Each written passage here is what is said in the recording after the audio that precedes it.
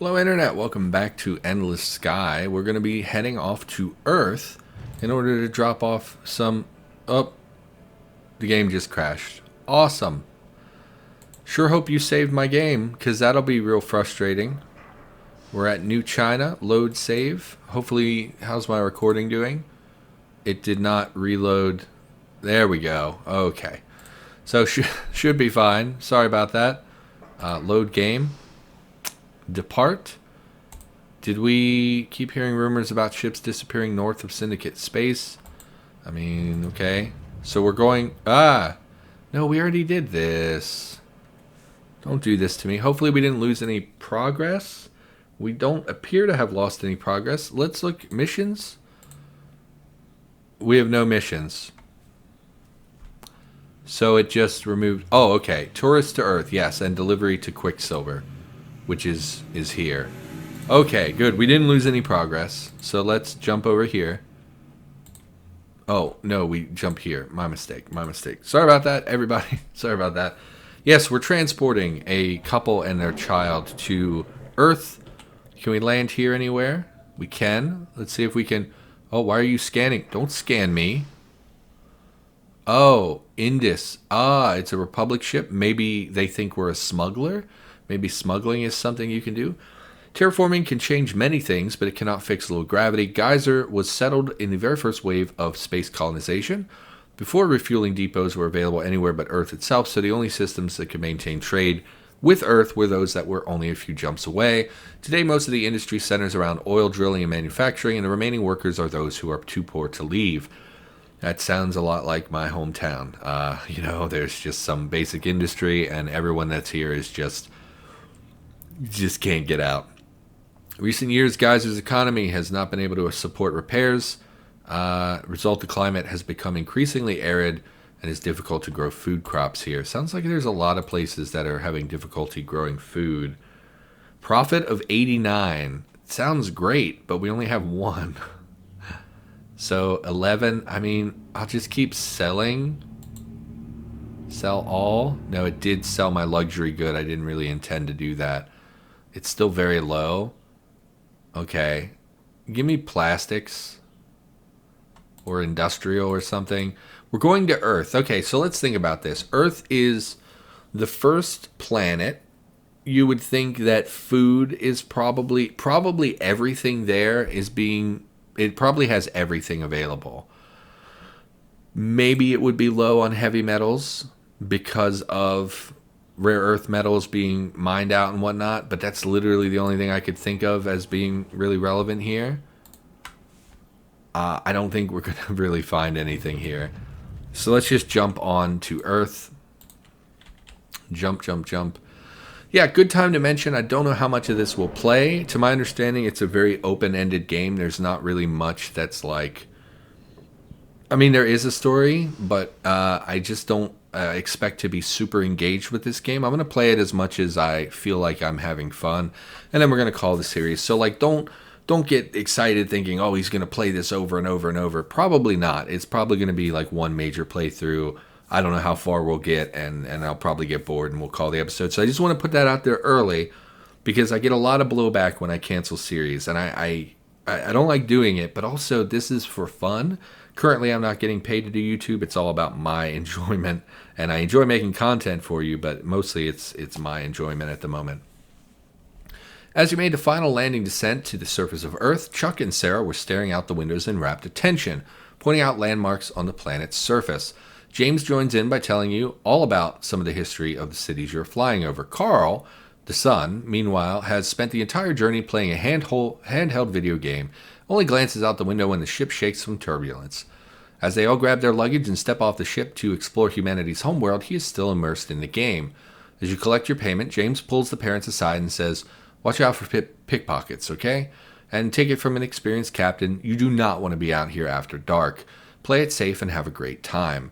After they leave, James shakes his head ruefully. Probably be a decade before that kid is old enough to realize what he's missing out on. Waste of money doing a trip like this with a teenage boy. Should have just gone to Skymoot and seen the dragons instead. That's funny. I'm sure that would interest him a lot more than historical museums and ancient cities. Then he picks up his luggage and adds, Same deal as before. If you want to keep traveling together, meet me in the spaceport. The ancestral home and homeworld of humanity, Earth has a population twice that of any other inhabited planet. Sprawling cities over large portions of its surface, many of them overcrowded and dangerous. Some people work to scrape together enough money to leave, while at the same time others, born on distant worlds, make a pilgrimage of sorts to see the planet that once cradled the entirety of the human species. Earth is also the capital of the Republic. Representative government becomes complicated when one planet has a greater population than 100 planets elsewhere. As a result, settlements of less than 1 million are grouped together into planetary districts that elect a single representative between them, a source of much frustration in the frontier world. Again, I would like to apologize for how hoarse I'm sounding. I might just call it after this one and stop recording for the day. So let's see if we can make some money. Profit of 5. So it seems like, so if we sell one, oh, it's not 5. Oh, well, we're getting the full value. We're making a profit of 5, but we're getting 841 credits. So really not making much money here. Doing cargo stuff. It seems like jobs and whatnot are the main source of money. Let's go back to... Let's go to the spaceport, see what he wants us to do first. Spaceport on Earth is so big and crowded that it takes a long time to find James. The sheer number of people here is almost overwhelming. Homeless men wrapped in old army blankets beg money from well-dressed businessmen. Soldiers in Navy uniforms walk by in groups of 10 or 20, all marching in unison. Starship captains haggle with merchants over trade goods and jobs. Flashes of light come from various landing bays as welders make repairs. We find James. He's standing by a window looking out at the city, watching the starships taking off and landing in a continuous stream. This is it, he says, where our race began. The world that all the tourists want to visit and that no one wants to live on. 10 billion people, more industry and exports than any other place in the galaxy, but underneath it all, poverty of a completely different sort from what you've got in a dirt belt. After taking one last glance out the window, he says, anyway, we're nearing the destination. Are you willing to take me on one last trip? I need to get to Hestia in the Toledo system, and of course I'll pay you quite well to take me there. Of course, my friend. Once again, you walk back to your ship with James. Once you get there, as he's stowing his luggage, you pull up information for Hestia. It's one of the paradise worlds, terraformed to have a perfect climate, accessible only to the very wealthy. You wonder whether James is going to fit in there. I come here every year. Thank you, tourist, for your input. Massive buildings, towers, dim hallways, dingy shops, hitchhikers, uniformed cleaners. Okay. So, can we look at the map from here? We're going to Hestia in the Toledo system. So we're going to divert to make our delivery, and then we'll head back to Toledo. What I'm seeing is nothing really nearby. Everything's very far away to Tundra. It's so far to go back to these places, and we don't know half of these systems. So I don't think we can do anything here. Let's go back to... Do you have cargo? Oh, no, that's for... No. Outfitter. Yes, I already know this. Can you seriously just not buy cargo upgrades? That seems really dumb to me. I'm not understanding why we can't buy cargo upgrades. It seems like a very straightforward thing that should be available in virtually every system. And as long as we have space, outfit space, you would think you'd be able to just weld more containers onto it. I'm really kind of frustrated by that because I feel like that should be... Same with bunk space. We don't... That's a little less... That's a little more understandable because bunk space would be something that goes on the interior of the ship. But like, look at this. We could literally just take and weld a big container on the size of the ship virtually ad nauseum, as many as we want. Although we do land this ship. So I don't know if we're actually landing on the planet, which would have an effect. If we were landing on a like orbital platform, it wouldn't matter what the shape of our ship is so long as we can dock. If we're landing in an atmosphere, there is some sense that has to go with how your ship is designed. Maybe that's the logic behind it. Because if you weld a big container on this bad boy and then you try to break through the atmosphere, it's, the aerodynamics actually matter and that kind of stuff. Still a little frustrating. We have 3 outfit space, so I think we're like full up. Let's go ahead and leave. Can we like buy more ships? Not here, I guess. So we can't take jobs. We'll just buy some stuff. We're going to drop off plastics at a delivery point. So why don't we buy more plastics, assuming that that would be something that they want, but we don't even know that. Also, we can go to Mars, which is cool, and Luna, which is interesting. So they've colonized everything. So let's jump over here and make our delivery. I don't know if there's a time system on it. You sold 13 tons of cargo. You paid 2,000 credits in mortgages. I don't have a oh, for the ship, I guess. We're paying back our debt. It must have been like a day or a month ticked by. Let's take a look at the date. It's December 3rd. Earth-like planets. Yeah, it kind of looks like almost like you just took a stock photo of Earth and put it up here. Politics, Republic World, topics of debate, blah, blah, blah. So how do we make our delivery? Current mission, delivery to Quicksilver. Oh, that's over here. I'm not even in the right. What am I doing? Okay. Trade. Let's save our plastics and let's just jump over here. Let's not even worry about stopping at worlds anymore. So we haven't encountered any pirates. We did see a system where ships were fighting, but no one has targeted us or tried to kill us. We can't even go over there. Can we land here? Let's land and see if we can buy a map, actually. It'll save us some grief, and it's relatively inexpensive. So we'll do that. Highly industrialized world. Do you want plastics? Pretty good profit on these, in fact. We'll sell those. And we'll buy some metal, sure. Or electronics. We'll buy electronics because they're expensive. I feel like the high margin items are more likely to bring us in more money, but I actually don't know that. Shipyard. We could buy more ships, except we're very poor. Yeah. Okay, so we, again, check for cargo. I guess there is no cargo. So we'll buy the map so we can find how to get there quickly. We have to go this way. Can we jump multiple systems like that? Since we know where we're going now? Looks like we can. That's pretty cool. So that saves a lot of that micromanagement clicking stuff. So are you going to auto jump again? Beautiful. Okay, so that's really nice. Do we have to land and refuel? Landing on crossroads. It's really cool that each planet has its own description and photos attached to it and stuff. I'm not super into it, but I think it's a really cool thing to add. Mostly, like, I just don't care. It's not that it's in any way bad or anything. I just don't care very much. I do hear people shooting, so let's get the heck out of here. Uh-oh. You have a mission that requires landing on Quicksilver in the system you're jumping to. I mean, I guess they don't follow you from sector to sector, so it's really easy to jump away. Not sure why they were shooting at each other. You offload your cargo of plastics and collect your 8,400 credits. Now, what's upsetting is that it seems like we're paying 2,000 every time we jump. So it took us so long to get here that we lost money doing this. The time it took us to come over here. So that's really disappointing. You get a little profit off of this. Very low. Sure, we'll buy those. Okay, so now we're looking. Are you fighting?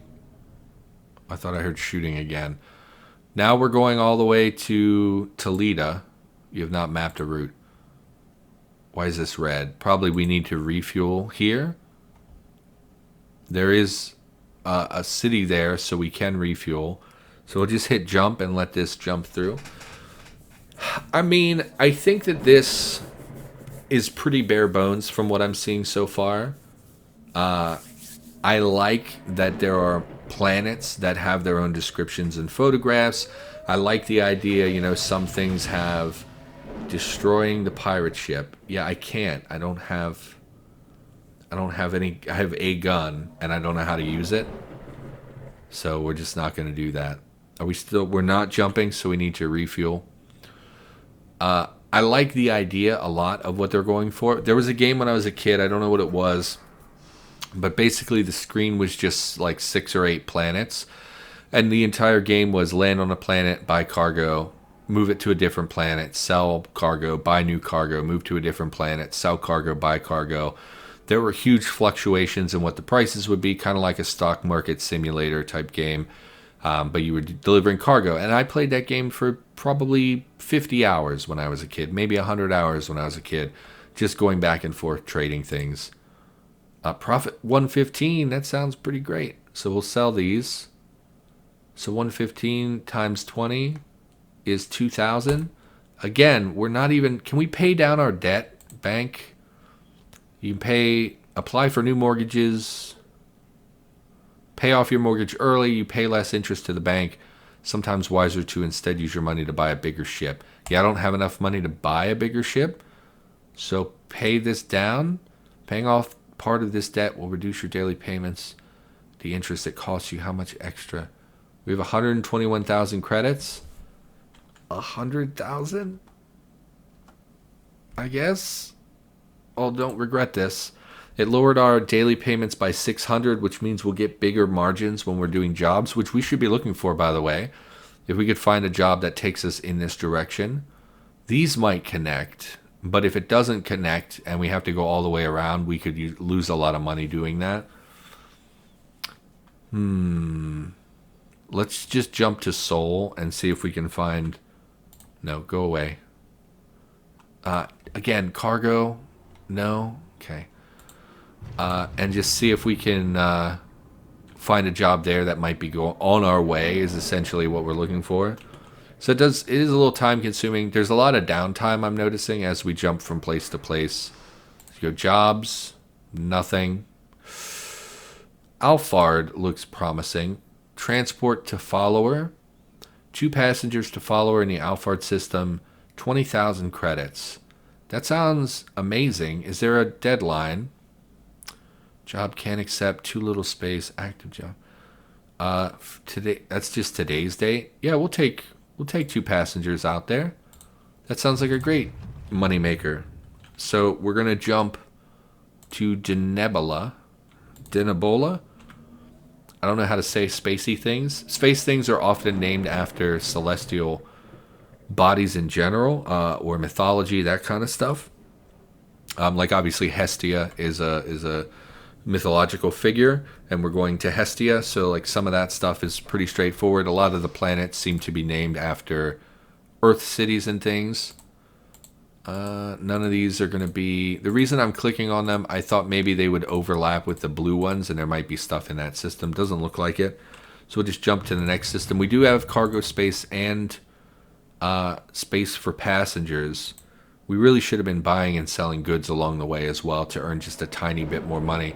In fact, we're extremely low on money. We really need to... We're going to go into debt. I wonder if we lose the game if we go into debt. Let's buy something that's low and cheap. Buy equipment. We can't... If we do that, we can't afford to do anything. So keep... We'll just have to go to the next system and really hope that we can earn a little bit of money here. Or if we can just make it to Hestia, we'll be okay because what's-his-name will pay us. And we'll be fine. Let's go ahead and land. No system. Oh, no. Oh, and we can't jump there. Oh, no. We're going to run out of money. Okay, so this was a mistake. 960... You missed a mortgage payment. You missed a mortgage payment. Yeah, okay. So let's sell our goods back at this city. We'll probably not make any money. It'll probably be exactly the same price. Nope. We're going to lose money on this. So that's exciting. We need the credits, though. So we'll just try to hopefully get there really quickly. But I don't think we will. Okay. Pay 2,000 credits. Maybe I shouldn't have spent so much. Okay. And again, this is mostly due to us not knowing what the systems look like. We're going to run out of credits, but we'll get a big boost when we drop off our passengers. Those mortgage payments are killing me. Let's jump out here. Ingot, Republic. Let's land. Nowhere to land. Okay, then we're just... We can't jump here? How the hell do we get here? I guess we go out this way? I mean, we're going to need to take a loan. We can't afford to keep functioning at this point. Okay, jump back. We're going to have to take out a loan. We're also getting warning buzzers. I don't know what that's about. Land, please. Missed a mortgage payment. Is there a consequence for missing a mortgage payment? God, that's so much money. You don't qualify for any further loans. Okay. I think we have to go all the way back here. Yeah. Okay. So that was a huge mistake selling that. And most of the jobs we've been taking are us missing. We were actively losing money trying to transport cargo. We were barely making any money. Obviously, every jump was not nearly enough to pay for the cargo payments. So, like, even if we made 20, 50, 100 profit on each item, that was basically one mortgage payment. So one jump worth of stuff. We need to land and refuel. I don't know what missing a mortgage payment does. I just don't know. It's not increasing our stuff. I don't know what term means. Our credit score is not very good. Big surprise. Neither is my real life credit score. So I guess we jump out here and hope for the best. Yeah, a little annoyed. I mean, I guess I don't really get the hyper lane thing. Why we can only jump in specific patterns. A lot of space games are like that. I just don't really know the science logic behind it. But I also don't like that when you jump into a sector. I'm complaining a lot now. When you jump into a sector, you're going very fast. So when you try to jump again, you actually have to orient the other direction and slow down. But if you're doing hyperspace, does your ship actually travel quickly? I thought hyperspace was like a, you know what? I don't know. I don't know science fiction. Drop this guy off so we can get a little money in the bank, so we can stop missing mortgage payments. As you're piloting your ship down to land on Hestia, James disappears into his bunk room. After the ship has landed, he comes out, no longer in the grease-stained coveralls he's been wearing up until now, but in a suit. As a lifelong textile worker, you automatically note that the suit is made of real wool, very finely woven, and that it has been tailored to fit him. He smooths down the front of his suit distractedly and then looks at his hands as if unsure of where to put them. "How do I look?" he asks. "Like a millionaire." "Well, that's the other thing about being a captain. You can get filthy rich." There's an awkward pause. You're unsure of how to respond. Then he says, this here planet is one of the most exclusive retirement communities in the galaxy. Plenty of the locals are probably worth more than 1 billion credits. But they're mostly financial or business types, or old money.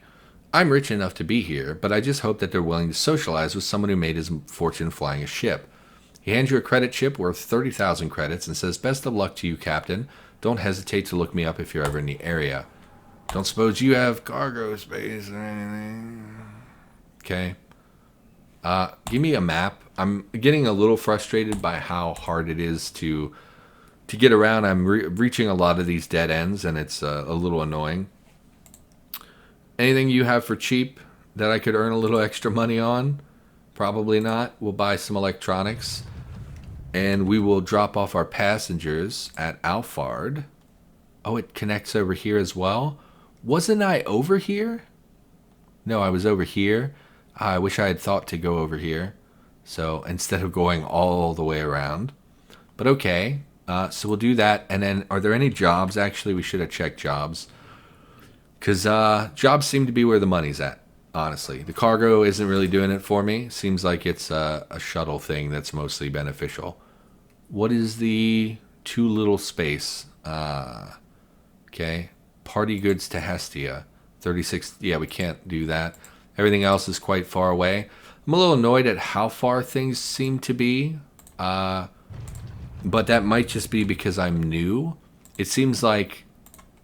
So the reason I don't much care for that is because it seems like most of this game is going to be spent jumping from sector to sector, which is the most boring part because we're not actually doing anything while that's happening.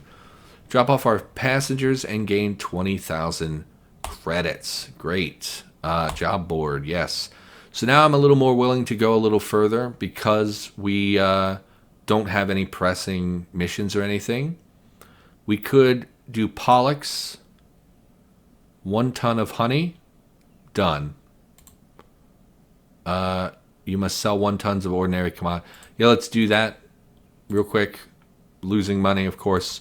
So cargo really doesn't seem very interesting to me. So give me this. Any date? Must be there by Saturday the 15th. January 30th. So 4 days. Well, it's only going to be 2 jumps, so we can do that. Then we'll go to CAF. 2 passengers to the station in CAF. Or do we want to go this way? 10 tons for 9,000. 2 passengers for 21. That's way more. 4 miners in hopes of getting work on New Switzerland. We're actually going this way. I think I'd rather hit CAF. Accept. And then we'll go out to... See, the thing is, so like this job is going to pay 5,000. That barely covers the cost of jumping twice. This 21,000, 1, 2, 3, 4, 5, 6, barely covers the cost of jumping that many times. So this is what I mean, is a little bit, seems like a lot of time to spend. Let's just take these 2 for now, and we'll see as we go if we find anything we want to do. So we'll jump out to Pollux here. So I think as long as we have enough money to continue paying debts for like 6 or 8 jumps, we should be paying down our mortgage constantly. Why do we have higher cost? It was 1,900. Maybe because we missed so many payments, the rate went up. Possible. So let's drop these materials off. 1 ton of honey for her child's birthday party or something. I don't remember what it said. Still wondering why one university student could possibly need such a large quantity of honey. Yeah, remember it's 1 ton. You delivered the interstellar care package and collect a payment of 5,400 credits. It cost us 4,000 credits to make this jump, so we barely made any profit there. Bank, I don't think paying extra is really going to earn us very much. We'll pay like 5,000, 2,070. Yeah, barely knocks off any price, but I think that's the name of the game, is to hit small amounts like that. And keep a comfortable reserve so that you can constantly buy and sell cargo, make the jumps without running out of money, that kind of stuff. Alternatively, we could just run out of credits and not pay it and then just pay the lump sum later. Although I'm guessing that also increases the amount we pay on the total, not just on landing on... Oh, I didn't mean to. That's my mistake. Early days of space travel, back when engines were still so inefficient that escaping from a planet's gravity was costly and difficult, an enormous shipyard was built on the moon, where asteroids harvested from the asteroid belt were mined for raw materials.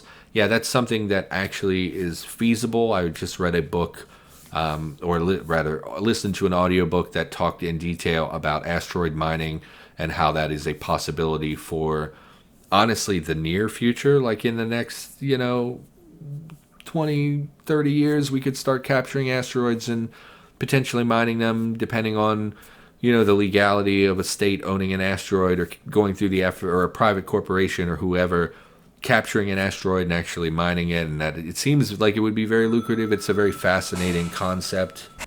Sorry about that. Got a phone call. Apparently my state just shut down all factory operations and many, many businesses in my state. And my boss was just calling me to tell me that we're still going to keep working, which I guess is good. It's money coming in. But I don't really want to talk about coronavirus in this episode because I've been doing that in my Isaac series, and I feel like people really don't want to hear that. So back to the game. I don't remember. Oh, asteroid mining. Yeah, it's very fascinating. I don't know what the book was called. It was in-depth detail about lots of details specifically about asteroid mining and the concept, conceptually what it would take to colonize either Mars or the moon. It was just a really fascinating, because they used a lot of actual science, like actual facts, whereas most science fiction stuff is a lot more, like a lot of people take a good interpretation of the science to make good science fiction, but some people make just nonsense stuff happen. So it was really interesting to read a nonfiction book, you talking to actual scientists and people who, conceptualize these things on a daily basis. God, I wish I knew what that book was called. It was several weeks ago. I listened to it as an... Anyway, facility is still in operation, blah, blah, blah, overshadowed. Yes. What do you got going on? Very low, industrial. Do we want to fill up our cargo space? Let's use the cheap one. Plastic's been working for us a little bit. Check out the job board. Anything nearby? Al Denab. 14 tons of marble. Not worth it. It's so far. Nothing really closer. So we'll just keep jumping here to Calf. Jump to Calf. Yeah, we're still working. I knew we were going to be working, but I guess our governor just today shut down everything firmly, which is interesting. But of course, we are I make deliveries for a living, so it's something that's going to need to continue. Yeah, it is what it is. I don't want to panic about it. Say farewell to your passengers at Kraken Station. Collect your payment of 21,000 credits. Great, we're still hovering around 40,000. This looks like something out of... I can't think of a space game off the top of my head. Anyway, it's a space station. That's pretty cool. We haven't hit a space station before. Ooh, 2 in the same sector is really good. Passengers, 15,000. 1, 2, 3, 4. So it cost us about 8,000. So it's about double. That sounds excellent. What is the other job? Delivery to Martini. 19 tons. So we'd have to sell our plastic. Must be there by Friday. So 8 days, but it's only 4 jumps and also an enormous payment. So we will accept this and sell. I wish you could jump to the trade from this menu, but let's sell our plastic. We did earn some money from it, which is really helpful as well. And this is really good for us to get 2 in the same sector because it absorbs that price, right? So instead of saying, okay, well, each of these requires 5 jumps, so we have to subtract 10,000 from each job. They're in the same sector, so we're only subtracting 10,000 total, so it's really only 5,000 per job. And both of these jobs give hefty profits. So we are definitely going to do that. What? Oh, why is it blinking? Only one of them is blinking? Oh, it's the currently... No? Why are you blinking? Maybe it's because it's a timed job? Whatever, let's jump back here, and when we complete this, we'll go ahead and call that... Oops, did I unmark by accident? Let's head over here. And once we complete that job, I think we'll call this episode. I'm not sure how much time I ate up on the phone, so this could be like a 35-minute episode, or it could be a 30-minute episode. I don't really know. Yeah, it's been stressful right now with coronavirus. I'm hoping that these shops and whatnot will not shut down because, of course, you still need supplies when you, whether you shelter in place or not, you still need food deliveries. Unless they mobilize the National Guard and start disseminating food, we're still going to need to buy things. I have a stock of maybe 25 cans of soup and some ramen, and I've been buying Pop-Tarts because they're high caloric food that's relatively cheap. I know it's mostly sugar, but it is what it is. And then just little bits of other stuff. I bought a big box of tea bags thinking that, if we get stuck in the house, at least I can have something other than water to drink. So it's not that I haven't been taking any steps to, to take care of myself, but I think it's mostly the fear. Everyone is nervous about what exactly is going to happen, what's going to go on with people. But it is what it is. I'm not super panicked about it. I've had some bad days, but mostly doing okay. Drop off our cargo and collect 30,000 credits, and we drop off our passengers and collect 15,000 credits. So we've essentially, just with that one 5-jump plan, we've gone from 40 some odd thousand to 80,000 credits, which is really nice. So I would like to pay down about half of what we have right now. Let's call it 35,000 credits. Again, trying to reduce this number as much as possible, because then we can take some further jumps and reduce the amount that we're losing every time we jump. So like that 5 jump that we just took us about 11,000 credits or so. If we did that now, it would be a little less than 10,000 credits. And I know that that's a fractional difference. It's a measurable, difference, but like every bit we pay down means we make a little bit more profit for every other job that we do. You know what? Let's call the episode here for now. I'm not sure how much time I took on the phone. So for now, thank you for watching. Hopefully you're enjoying this series. I think it's an interesting game. There are things that I've already kind of noticed that are a little annoying to me personally, but I think it's a good game. Again, I really like supporting open source games. Check it out. Again, it's free on Steam right now. You can look up Endless Sky on Steam. It is free. There's also a GitHub that you could presumably compile it yourself. I haven't actually checked the GitHub, so I don't know that that's true, but there are probably guides for compiling it out there, and there's probably, at the very least, you would get your hands on the source code and you could figure it out yourself. So, yeah, that's going to, and probably installers as well available on their GitHub. So that's going to do it for this episode. I will be playing a little bit more Endless Sky as of this moment. So for now, thank you for watching. Hopefully you enjoyed the episode. If you did, maybe consider liking the video, commenting. All those things really help me out. I like hearing from the community and seeing what they think of these games. And of course, you could subscribe. We've just breached the 500 subscriber mark, which is not anything to write home about, but I'm very happy about. I know that to a lot of people, they would say 500, that's a tiny YouTuber. Yeah, but that's 500 people that took the time to hit that button and watch my content. So thanks to everyone who is already a subscriber. And hey, if you're not, why not subscribe right now? So that's going to do it. Thanks for watching, and I'll be back with more in the near future.